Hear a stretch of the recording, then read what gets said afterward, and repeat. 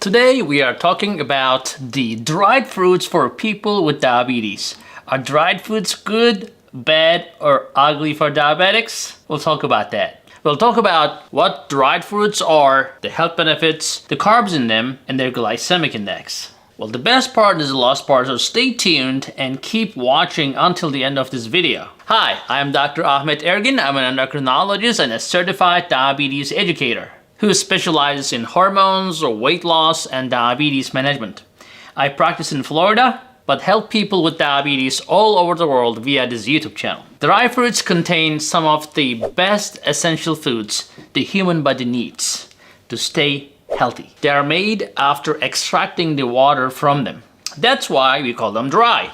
Oh well, that's smart of me to say. Dried fruits are full of essential nutrients, including enzymes, the vitamins, the minerals, some fibers, whatever you call it. They protect the body from the environmental damage, such as oxidative damage. These fruits are also a great source for healthy food for diabetic people who are very concerned, just like you, about what to eat and what not to eat. But besides their countless benefits, these dry fruits can actually cause several harms to your body as well. Therefore, they must be used in a balanced way. Warning: eating dried fruits mindlessly can cost you big time. Yes, they can be part of a healthy diet, but as a diabetic, you should know everything about them before declaring a food item healthy or unhealthy. Well, yes, there's plenty of literature on dry fruits, but it is all confusing and conflicting. Let's dive into further detail without being boring. I promise. So, water removal from the fruits can be done in many different ways. It can be through the sun drying, or it could be special dehydrators or dryers. No, not your hair dryer. This process produces a shrunken, energy and carbohydrate-rich fruit full of essential nutrients. Also, dried fruits deliver vital nutrients in a balanced way with increased bioavailability, meaning that your body can readily absorb and use that easily. What else? Well, not surprisingly, dry fruits contain many medicinal properties due to the vast amount of nutrients present in them. They contain minerals, vitamins, and enzymes along with polyphenols.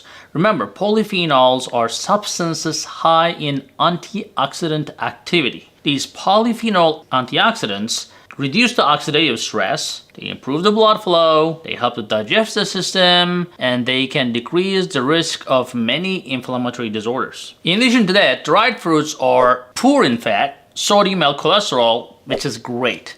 Some people use them to sweeten the food without adding those refined sugars, and those fruits also give their natural color to the food, which makes it fun. So, what to look for when purchasing the dried fruits? First of all, eating dried fruit should be limited with portion control, because too much of anything can be harmful and unwanted. Some dry fruits are coated with sugar before drying to make them sweeter.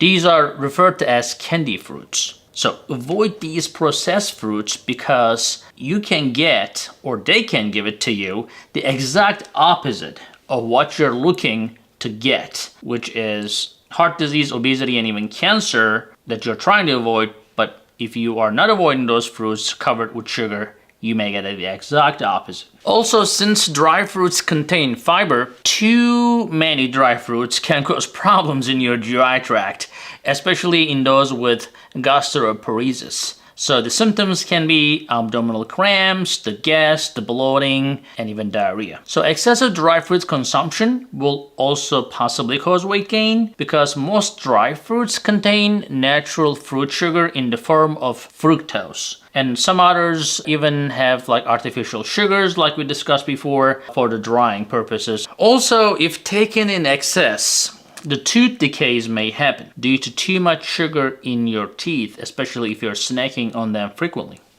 So a lot of dry fruits, especially sugar-coated ones, have a high glycemic index, guys.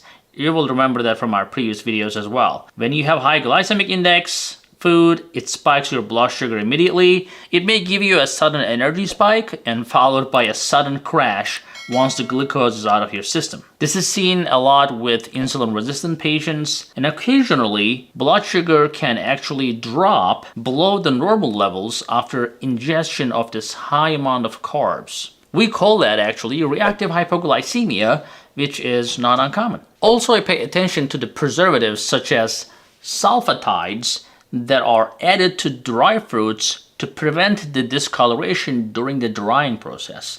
These preservatives can actually cause serious abdominal cramps, even rashes on your skin. So even asthmatic attacks have been seen due to allergies caused by these substances. Last but not least, improper handling and storage can lead to growth of fungus and toxins such as aflatoxins that can cause severe side effects and in the long term possibly cancer. So as a diabetic, you must be wondering then, how much dried fruit can I eat? So a typical 1/4 of a cup is one serving for a dried fruit, which is around 15 grams. If you remember that from our Understanding Carbs video, you can call that one exchange or one serving, but 1/4 of a cup is 15 grams. So you can include dried fruits you can mix it with nuts in your daily meal plan or as a fruit alternative, provided that you do not use added sugars and you are staying on top of your daily carb intake allowance. Unfortunately, due to dehydration process, dry fruits will always be higher in sugar, even in a smaller serving. Let's talk about the glycemic index of individual dry fruits. So, the glycemic index of some uncommon fruits are, or dried fruits are,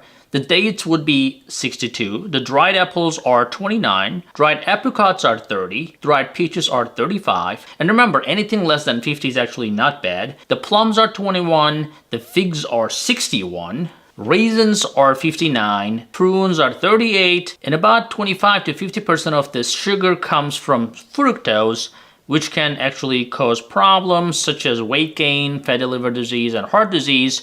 So here are some low glycemic fruits.